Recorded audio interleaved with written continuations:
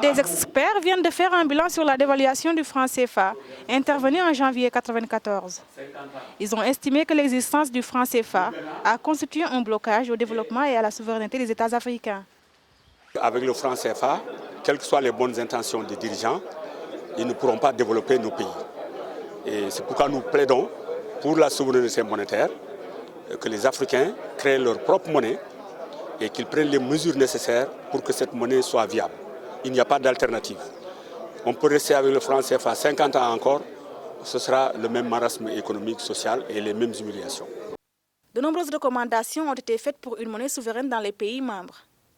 Ainsi, l'une des conditions de rupture avec le franc CFA doit être l'instauration d'un contrôle d'échange, la surveillance des mouvements des capitaux. Si nous voulons être souverains, nous avons besoin de sacrifices. Nous avons besoin de la rigueur dans la gestion de nos économies, dans la gestion de nos finances publiques, dans nos comportements, surtout dans nos comportements. Consommer local, c'est-à-dire développer les ressources locales, les transformer, les consommer, pour garder les devises, les maigres devises qu'on a ici. 20 ans après sa dévaluation, le franc CFA, longtemps arrimé au franc français, traîne encore la parité fixe avec l'euro. Une situation qui semble embarrasser les 14 pays africains qui utilisent cette monnaie.